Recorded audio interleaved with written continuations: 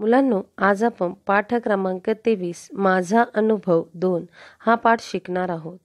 मुलांनो, या पाठामध्ये आई आजारी झाल्यानंतर तिचा मुलगा तिची कशी सेवा करतो आणि घराची परिस्थिती कशी हँडल करतो किंवा हाताळतो हे या पाठामध्ये आपल्याला शिकायला मिळणार आहे।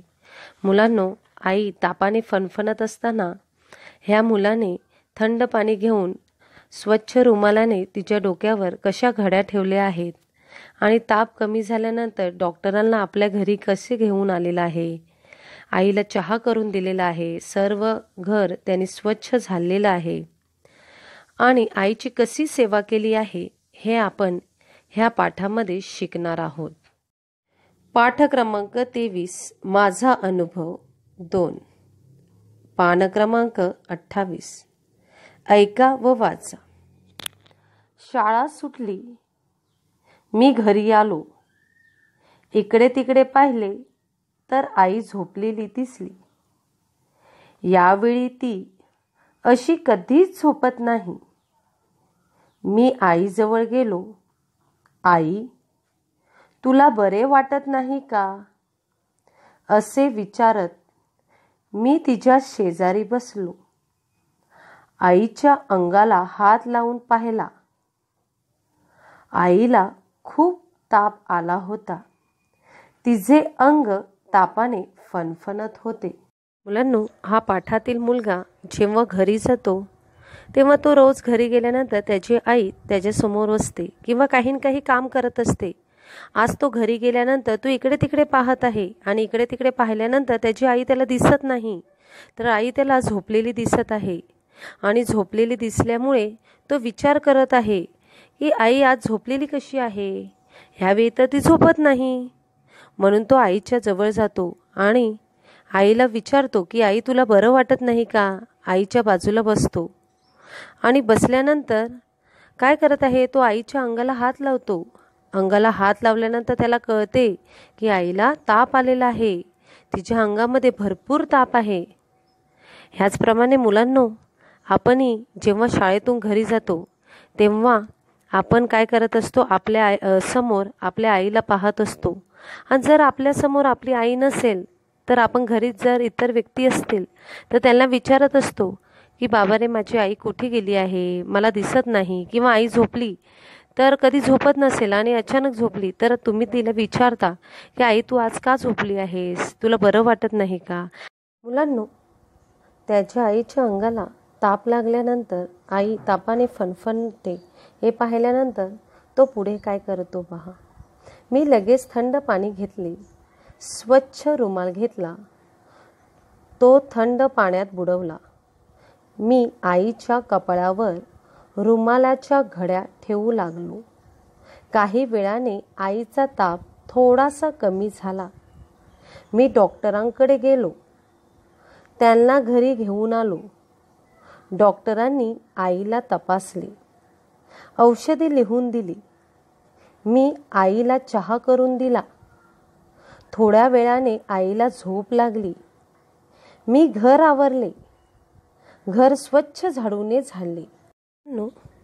ह्या मुलाने काय केलं आहे, तर यांनी लगेच काय केलेलं आहे, थंड पाणी घेतलेलं आहे आणि थंड पाणी घेतल्यानंतर एक स्वच्छ रुमाल घेऊन तो थंड पाण्यामध्ये बुडवलेला आहे आणि बुडवून त्यांनी कुठे ठेवलेला आहे, तर आईच्या कपाळावरती ठेवलेला आहे। आपल्याला चित्रामध्ये दिसत आहे की त्यांनी तो थंड पाण्याचा रुमाल घेऊन आईच्या कपाटावर घड्या घालून ठेवलेला आहे आणि त्यानंतर थंड पाणी ठेवल्यानंतर काय होते, तर ताप कमी होतो हे त्याला माहिती आहे। त्याला जेव्हा ताप आला असेल, तुम्ही छोटे मुलं काय करत असता, नेहमी मोठ्यांचे अनुकरण करत असता, मोठे काय करत आहेत। आणि त्याचप्रमाणे ह्या मुलानेही कधीतरी पाहिलं असेल की आपल्याला ताप आल्यानंतर आपल्या आईने आपलं कशी सेवा केलेली आहे, काय केलेलं आहे आणि तेच करण्याचा त्यांनी प्रयत्न केलेला आहे। त्यांनी थंड पाणी घेतलेलं आहे, त्यात रुमाल बुडवून आईच्या कपाळावरती ठेवलेला आहे आणि त्यानंतर आईचा ताप काय झालेला आहे, कमी झालेला आहे। आणि कमी झाल्यानंतर तो कुठे गेला, तो डॉक्टरांकडे गेला। डॉक्टरांना आपल्या घरी घेऊन आला, स्वतःच्या घरी घेऊन आला आईसाठी आणि डॉक्टरांनी आईला काय केलं, तपासले। आणि मुलांनो, आईने थोडासा चहा घेतल्यानंतर थोड्या वेळानंतर आईला झोप लागते आणि आईला झोप लागल्यानंतर हा मुलगा काय करतो? बसतो का? नाही. तर तो काय करतो? आपले घर आवरतो म्हणजे काही पडलं असेल, साफसफाई करतो, काही राहिलं असेल घरात आईचं, कारण आईला ताप आलेला आहे, त्यामुळे तो आईला काय करतो? मदत करतो आणि तो झाडू घेऊन काय करतो? आपले घर स्वच्छ झाडतो. मुलांनो, मुलाने घर आवरले तेवढ्यातच बाबा आले.